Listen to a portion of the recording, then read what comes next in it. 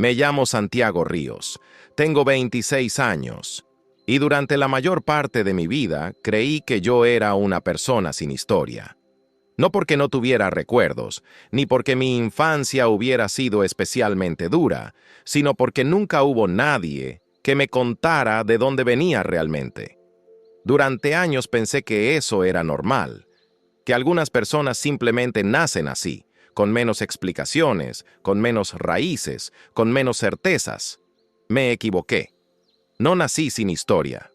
Me la quitaron. Y el día que entendí por qué, también entendí que mi hermano gemelo había construido toda su vida sobre una mentira, y que yo era la prueba viviente de que esa mentira existía.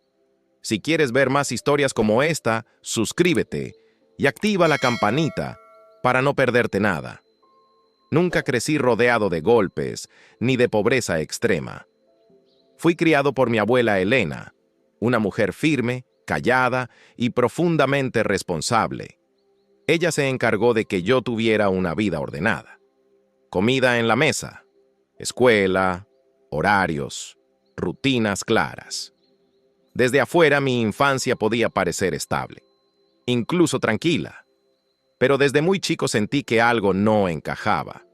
No había fotos mías de bebé, no había álbumes familiares. No había historias repetidas una y otra vez sobre cuando eras chico. En mi casa no se hablaba del pasado. Simplemente no existía. Los cumpleaños eran discretos. Las fiestas también. Nunca venían parientes lejanos ni amigos de toda la vida. Yo no tenía tíos, ni primos, ni apellidos que se repitieran en conversaciones. Era como si mi vida hubiera empezado en el punto exacto en el que yo podía recordarla, sin nada antes. Cuando preguntaba por mis padres, la respuesta siempre era la misma. Mi madre había tenido que irse. Mi padre no estaba presente. No había más detalles. Mi abuela cambiaba de tema con una naturalidad que, con el tiempo, aprendí a no cuestionar. No me sentía abandonado. Me sentía incompleto. Crecí creyendo que algunas personas simplemente nacen con menos historia que otras, que no todos tienen derecho a saber de dónde vienen. Y también crecí con una sensación persistente de no haber sido del todo elegido, como si mi existencia fuera una responsabilidad asumida por una sola persona y apenas tolerada por el resto. Eso te marca. No de forma evidente, pero te marca. Te volvés cuidadoso. Aprendes a no pedir demasiado, a no hacer muchas preguntas, a no ocupar demasiado espacio. Todo cambió cuando tenía 16 años. Estaba buscando papeles viejos en un cajón donde se acumulaban documentos, sobres y objetos olvidados. Entre todo eso, encontré una fotografía doblada. Era una foto mejor cuidada que las pocas que tenía de mi infancia y por eso me llamó la atención. La abrí sin pensar demasiado y sentí un golpe seco en el pecho. La persona de la foto tenía mi cara. No se parecía a mí. Era idéntica. Mis ojos, mi sonrisa, mis rasgos. Incluso pequeños detalles que siempre había creído únicos. Pero el contexto era distinto. Era un joven vestido con traje, sosteniendo un diploma, posando con seguridad frente a una cámara. Había gente a su alrededor. Sonrisas, celebración.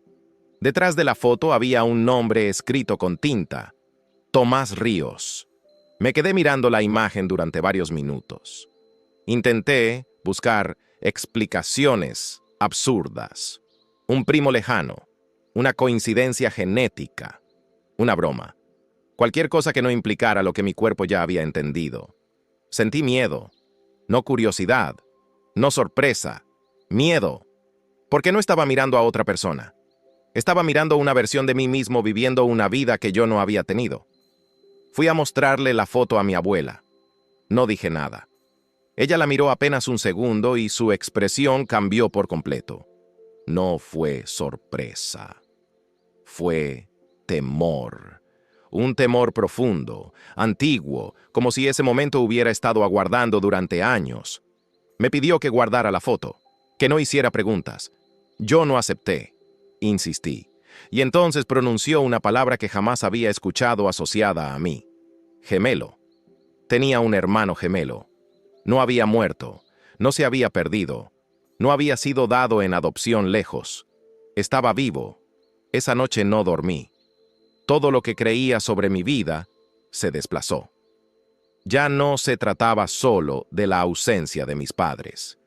Se trataba de la existencia de alguien idéntico a mí, con mi misma edad, mi mismo apellido, viviendo otra historia, una historia completa. Durante los años siguientes, intenté saber más, pero mi abuela cerraba cualquier intento. Decía que no valía la pena remover el pasado, que no iba a cambiar nada. Yo, aunque lleno de rabia, también tenía miedo. Miedo de confirmar que yo era el hijo que nadie quiso. Miedo de descubrir que había sido descartado conscientemente. La verdad completa llegó cuando ya era adulto, cuando mi abuela enfermó y supo que no podía sostener el silencio para siempre. Una noche me pidió que me sentara con ella. Me tomó la mano y me dijo que tenía que contarme todo antes de irse. Su voz no temblaba, pero sus ojos sí. Ahí aparecieron los nombres. Mi madre se llamaba Valeria. Mi padre, Raúl. No eran figuras abstractas, eran personas reales. Y mi hermano, Tomás, había crecido con ellos. La explicación fue simple y devastadora. Valeria y Raúl eran jóvenes, tenían problemas económicos, miedo al futuro y poca estabilidad emocional. Cuando nacimos, no se sintieron capaces de criar a 2 hijos al mismo tiempo. Mi abuela se ofreció a hacerse cargo de uno, pensando que sería algo temporal. Pero lo temporal se volvió definitivo. Con el paso del tiempo, se acostumbraron. Tomás quedó como hijo único. Yo quedé fuera del relato. Cada año que pasaba hacía más difícil decir la verdad. No porque fuera imposible, sino porque implicaba aceptar una culpa demasiado grande. La frase que mi abuela dijo esa noche quedó grabada en mí. Pensaron que con uno alcanzaba. No fue un error. No fue una tragedia inevitable.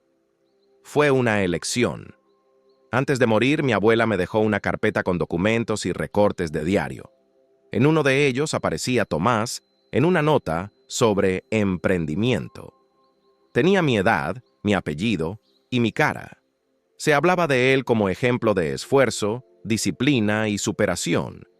Ese día entendí algo con claridad brutal. A mí no me faltaba una historia por casualidad. Me faltaba porque alguien la había recortado. Decidí buscarlo. No por dinero, no por venganza. Necesitaba mirarlo a los ojos. Encontrarlo fue fácil. Tomás tenía presencia pública, redes sociales activas, entrevistas. Hablaba de valores, familia y sacrificio personal. Mostraba una vida ordenada, exitosa, coherente. El día que fui a su lugar de trabajo sentí que mi cuerpo avanzaba solo. Pedí hablar con él. La reacción fue inmediata. No hubo sorpresa genuina. Hubo tensión. Tomás me reconoció al instante. No preguntó quién era. No necesitó explicaciones. Ahí entendí la verdad más incómoda de todas. Él siempre había sabido de mí. Me apartó del resto como quien intenta contener un problema antes de que se haga visible. Habló de consecuencias, de riesgos, de lo que estaba en juego. Nunca habló de lo que yo había perdido. Para él, yo no era un hermano. Era una amenaza. Después de verlo, algo empezó a romperse dentro de mí. No sentí alivio ni justicia. Sentí desorden. Durante años había construido mi identidad alrededor de una ausencia y de pronto esa ausencia tenía rostro, nombre y una vida completa encima. Esa noche repasé mi vida entera con otra mirada. Cada silencio de mi infancia dejó de ser casual. Cada evasiva cobró sentido. No había crecido en la ignorancia. Había crecido dentro de una mentira cuidadosamente sostenida. Y lo más perturbador fue entender que esa mentira no necesitaba repetirse para funcionar. Bastaba con no decir nada. Bastaba con que yo siguiera ocupando poco espacio. La aparición de Camila, su esposa, terminó de romper el equilibrio. Ella no sabía nada. Al vernos juntos, entendió de inmediato que no se trataba de una coincidencia. La similitud era demasiado evidente. Le mostré documentos, pruebas, no necesitó más. Camila no reaccionó con gritos ni escándalos.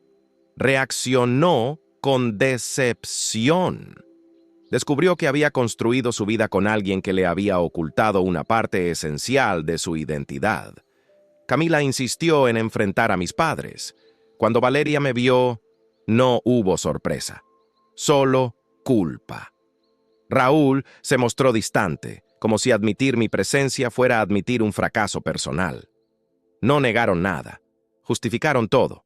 Hablaron de miedo, de dificultades, de decisiones difíciles. Pero la verdad era simple. Habían elegido a un hijo por sobre el otro. Tomás representaba continuidad. Yo representaba complicaciones. Después de eso, Tomás intentó negociar silencio. Quería proteger su imagen, su empresa, su futuro. Nunca preguntó cómo había sido mi vida. Ahí entendí por qué yo era la prueba. Porque mi existencia demostraba que su historia no estaba completa, que su éxito no había sido inevitable, que alguien había quedado atrás para que él pudiera avanzar sin obstáculos. Podría haber destruido todo. Podría haber expuesto la verdad públicamente, pero entendí que si lo hacía, seguiría viviendo alrededor de él. Elegí otra cosa. Elegí recuperar mi identidad. Ordené papeles. Reclamé registros. Reconstruí mi historia. No para ocupar su lugar, sino para dejar de ser un silencio. Camila se separó de Tomás. No por mí, sino porque entendió que una mentira así habla del carácter de una persona. No tuve un final perfecto. No hubo reconciliación total, pero obtuve algo fundamental: la verdad. Y entenderla cambió todo. Porque cuando crees que fuiste un error, vivís buscando qué hiciste mal. Pero cuando entendés que fuiste descartado por elección ajena, dejas de cargar una culpa que nunca fue tuya. Mi nombre es Santiago Ríos. Tengo 26 años. Y esta es la historia de cómo mi hermano gemelo construyó su vida sobre una mentira. Y de cómo yo fui la prueba de que esa mentira existía.